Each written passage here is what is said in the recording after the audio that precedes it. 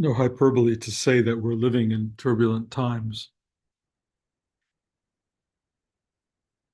and trying to navigate through the rough waters is a skill set that we either learn or don't learn. People who don't learn drown. So there's some urgency in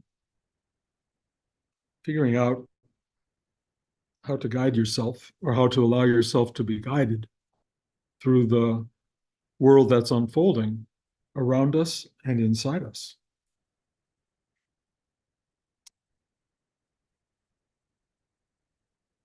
Most people run to the mind to guide them. But I will remind you that Rudy and probably others have said the mind is the slayer of the soul. So it may not be the best guide for you. It's certainly one you've used for much of your life and can, on good occasions, be helpful. But when there is great turbulence and the mind is trying to grasp how to handle the unknowable, the unknown, it's often beyond the task of the mind. And so one needs to find a way to relate to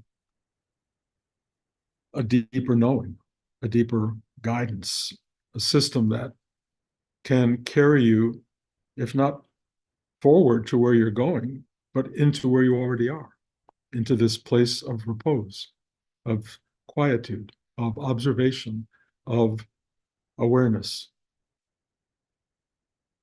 If you're going there to get protected from the world and to get to hide from the world, it's not going to work. The world is very insistent. The body is very insistent. It makes itself known. And if you're trying to find a way to escape, then you're in the wrong place listening to me. I don't have an escape valve. I don't know what to tell you at all. But I can tell you that there is a place of allowing yourself to be touched by something that knows, in the way that your mother or your dad or whoever was around that comforted you in the moments of real struggle and helped point you in the direction to go. They could not always take your hand. When you're 4 years old, yeah, they take your hand. When you're 40 years old and 80 years old, nope. They're not there to take your hand other than memory, which may be good. But there is a present tense guide that serves the same purpose as parental guide, which can take your hand and move you forward. And how do you get there? How do you find it? Well, everyone who's sitting in this class knows what I'm going to say. I mean, sitting still, opening your heart, breathing internally, and asking for help to accept and surrender and be available to the what is of life.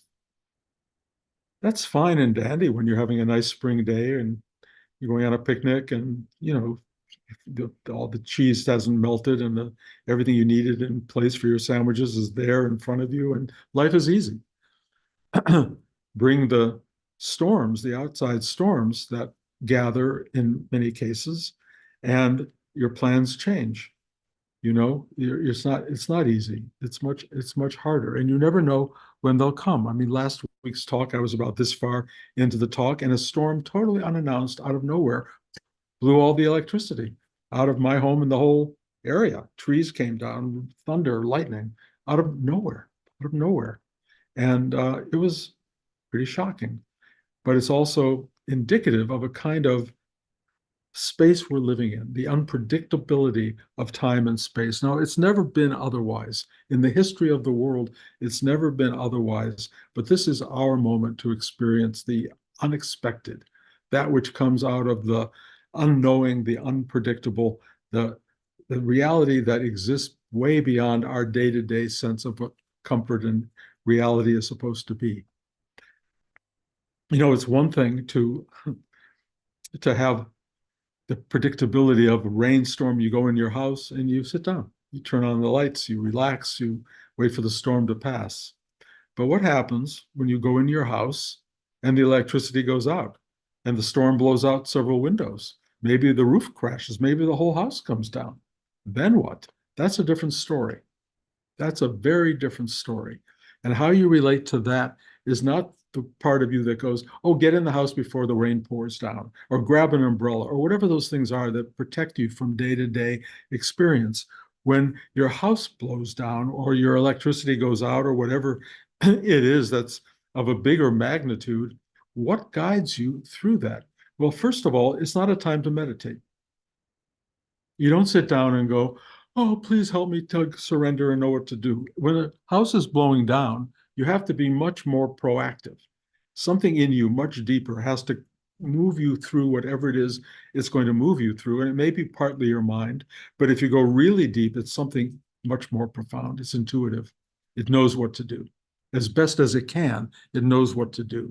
And if you can find that space in yourself that knows what to do, it will guide you to some kind of temporary safety. But everything, when you get out of that, will be in a mess. It'll have been altered and changed dramatically. Can you find your way back to safety and home and comfort and all that? Hopefully. Yeah, hopefully. Is it always the case? No. Sometimes there are upheavals that are life altering. You have to change everything you thought you wanted, everything you thought you were expecting. All that stuff shifts. How do you prepare for that? Well, on one level, you can't. You're a human being. You know, you're prone to changeability in the universe at any given moment. Every one of us is. We live for predictability. We live for ease. We live for comfort. We live for the known. And then all of that shifts, and everything in you is, in a way, tested by the universe. Will you pass the test? I don't know. Will I pass? I don't know. You know, I feel unbelievably human and vulnerable in this moment in a way that is bigger than anything I have known in this particular lifetime. And, you know, what did I call myself? I create catastrophe in my brain. I know about catastrophe, and I know about it genetically. I can feel it. It's the ancestral catastrophe that's happened in for my people from the beginning of history as we know it. So when it starts to show its head, I go, oh yeah, right. Oh, it's right there. And of course, I'm kind of seeing that. But of course, we're all seeing it in many ways, thanks to social media and television and everything else that opens our brains and our minds to a larger vision, and it destabilizes us so dramatically. So what do you do? Well, what I do, and what I think all of you can do and maybe do, is what Rudy taught: was do the work, take a breath, go inside, and ask for help to surrender. Now, you may not be able to do that as the house is blowing down or crashing over your head. Something else, you don't have time to meditate. You don't have time to have a process of sitting and finding comfort in the middle of all this. You have to act and react to what's going on. But a moment will arrive at some point where you can stop and you can sit still and you can wait for, and this is the key, this thing that comforts you, this touch, this deep inner touch that goes, it's okay. It's okay. Quiet down. It's all right. You'll be all right. It's that kind of voice. And it's not always easy to get to, but it is core and central to the human spiritual being. It is our home voice, our true nature, our deeper, protective, loving voice that knows us and guides us through the worst of the worst. And each one of us has to be available to that voice. And one of the great things about, for me, 50, 60, whatever it is, or more years of meditational experience is I know how to find my way back to that. I know how to go there. It leads me back. It's not always immediate, and I do have days, and I think you probably will experience this as well. You will have days where you find it difficult to get that touch, to get that comfort, where you're angry, where you're hostile. You're going, why have you abandoned me? You know, that ancient teaching of what it means when you don't find the core love that you need to get by. But it just means, in a way, go deeper, ask harder, be more available to it, because that's really what's essential in our growing up as human beings, learning how to reach for and find that no matter what? One of the things that came to me in the last weeks was a book that my friend Anne gave me. It was been sitting on my desk to be read for quite a while. Viktor Frankl's book, The Search for Meaning. And because of my genetic predisposition, I decided to pick it up and start reading it. And it really is about surviving in a concentration camp.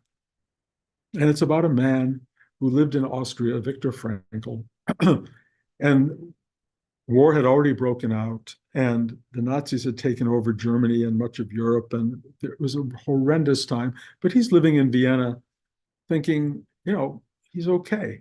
He's writing his book, his manuscript, and, he's writing about he's a psychiatrist and therapist, and he's trying to get this book done while the world's raging around him. And then it comes several years, 5 years almost after the Nazis have created a horrific fascist state in Germany.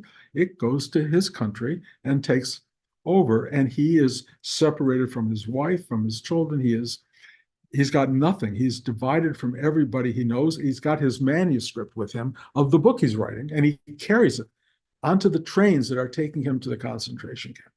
That's all he can take with him. And the first thing they take away from him when he gets to the concentration camp is his book. Gone. He's got zero, nothing. No family, no book, no home, no comfort, nothing but this horror show of people being divided into lines. The one that goes into the fires that are going to cremate you, and the other that, because you look like you could be strong enough to work for a few months or a year, that they'll put you in another line that put you to work without a proper clothing, without proper anything. But you go there. And he went there, and he survived it. And he wrote a book about surviving the worst of the worst. And of course, what he came to, you can all read the book, and it's well done.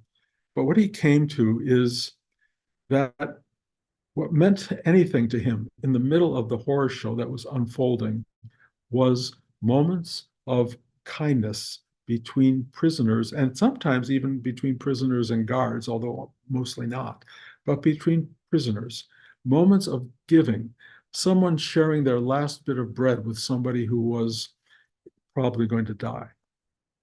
People comforting each other, holding, snuggling in these beds of 9 people on a bed. These tiny little moments that were like really extraordinarily giving, and occasional moments of humor and of empathy and of listening to the other person. It's the reaching out to the other, which of course is the core teaching of so many great religious teachings. The other is everything. Do unto others as you would have them do unto you. This is so central. And so I read this whole book with all these little notes in place for me, because I would like to be if my life ever degenerates into something that big, I would still like to follow the basic tenets that I've been trying to share with you, and which I've been trying to practice as I live, which is just be a good guy, be kind to the people around me, be generous, be whatever, all the different things one tries to be. I would like to be able to still do that. It is not inconceivable to me that I won't, that I will be so angry, so scared, so lost in my process, so not knowing how to handle the dynamic of so much suffering and pain, that I will be the last version of what I would like to be. And I can understand that. I can almost forgive myself for not living up to the magnitude of what is going to be possibly asked of me in this lifetime, because it's already being asked of me, and the circumstances are still relatively comfortable. But if things get really uncomfortable, I just hope I can go back to the space inside me that is absolutely the same space inside you that we all have. Every one of us has it, and we have an avenue toward it. It might be a little, pebbly little walkway, but it is a space that allows us to find our way into this thing that touches you and goes, gotcha, gotcha, love you. It's okay. Don't worry. It'll be over.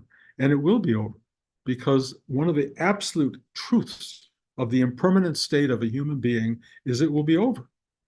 Where it will go, that's, your own projection, I guess. There are definitely spiritual teachers, many of them, who've predicted where it goes is absolutely back to this unbelievable connectivity to the thing that loves you. Unbelievable embrace. You go back to you. Now, whether you can accept that, whether you can open to that, whether you can allow that to happen is completely based on your story and your mind and your narrative and how much you can allow yourself to be loved and taken back into yourself. If you've lived a negative life, a life of causing suffering and pain to other people, that journey back will not be easy. And I talk about it in, Jacob's Ladder and the Tibetan Book of the Dead, the Bardo state of going back to that love is a shedding of all sorts of layers of your personality and of your history and your story and all the narrative stuff that came up. You've got to let go of that. And if you haven't been letting go of that during your lifetime, then you get this quote unquote journey into death, which is the letting go. And as you're leaving the body of everything, which is not easy. It's not easy. So the reason to be doing this meditative life, to sit here year after year, Blanche and I for over half a century of every day letting things go, letting things go. It frees you. You drop off all the stuff and you get lighter and lighter, or as Buddha would call it enlightened, or you have enlightenment, and you experience a gentler version. But there's always stuff. There's always core stuff that's there, that your narrative, your story, your belief in who you are and what your life is. Even that's going to get shattered and taken away. And even then, you have to let go. You have to let go. But I was a good person. I was a spiritual person. I meditated. They don't care. You have to let go of all of that. And you just have to be who and what you always have been, which is this true central core being that contains this quality that has a capital letter in front of an L called love. Love is the centerpiece of this whole thing. If you believe me or don't believe me, I don't care. But love and its manifestation. And what I understood when I was reading the second half of Viktor Frankl's book after he's released from the concentration camp, and he does say some really fascinating things, like when he was released, he expected people to greet him and love him. And what took place was people said, well, we suffered too, there was no embrace. There was just it was as bad for us as it was for you. No compassion, no understanding, nothing. So one of the things that you have to grasp in all of this is that it's you who forgives yourself. It's you who finds yourself. It's you who finds that you and yourself have always been one. That's what you discover. When I looked at the second half of Viktor Frankl's book and he starts to analyze all of what he was talking about, the word meaning starts to take many forms and many shapes. And you can intellectualize it all if you want, but what it came down for me was very simple. Meaning is another word for God. The search for meaning is not a small m, it's a big M, capital M. The search for meaning is that which is at the source of your very existence. The very thing you look at every time you open your eyes, take a breath, hear a sound. It's what you are experiencing every minute of your life, every minute of your day, whether it's in smooth, beautiful flow or hyperbolic and problematic. You're looking at one thing, which is meaning. And it's also God. You are looking at experiencing the divine manifestation of all there is around you at every given moment. And if all you think of it is, where's my Cheerios? Why can't I find my Cheerios? That's, okay, that's life. You've taken the divine existence into, why can't I find my Cheerios? But I will tell you, if you open your eyes, every Cheerio will be an extraordinary experience. You will go, thank you for every Cheerio you take in. And that's what we're looking for. Every moment, every second is connected to this truth, this absolute, the divine, or love with a capital L, meaning God, whatever you want to name it. We are one with that. We are its expression. We are the very manifestation of it. And when we go back to our source, we just discover that which manifested us, that which we always are, which wanted to see its own creation through our eyes, breathe it through our nose, smell it, hear it, touch it. We are the manifestation of the divine truth, and we are out here living it. It's going to go through lots of changes. They're going to be interesting, strange, scary, beautiful, and we're going to ultimately return to the very thing that sent us out to see who and what it is. We are that. We are that. I am that. And that's it. Okay. Thank you. Questions? I don't know. Any kind of questions? I'm happy to try to answer. I don't have all the screens on here, so if I'll go to the other. I don't see any hands. If you want to speak up, speak up. If not, Blanche and I are going out to a concert at Tanglewood this afternoon, and so leaving right now would not be a bad thing. I just want to say, Bruce, hi, it's Shelley. That was so inspiring. It was just no question. I just want to Thank you. tell you. Thank you. I watch the news, and I'm watching our president, Biden, at the age of 81, which is the same age as me, being asked to step away from what he does. And I have no idea what I would advise him. And he says he's waiting for God to advise him, which is fine. I get that. And, but his idea of how that advice may come through may vary from how I sense it would come through. But I will say being asked to step aside is a tricky thing, especially if you feel connected to service and helping others, which I believe he does. And if your technique and your skill sets are falling away, maybe your heart is good enough to still make it happen. But we're all caught up in his drama right now, every one of us. And I feel the same thing. So before I gave this talk today, I was ready to say I can't keep teaching anymore because I don't know what to say or do anymore. I don't have a voice. I feel the voice came through. It comes through, and I watch it come through, and I go, in spite of my limitations as a person, that connection still exists. I think that we're watching this huge drama unfold on the national stage and the international stage about a person who feels connected, but also I think feels in some way the failing capacity to manifest everything that he's connected to.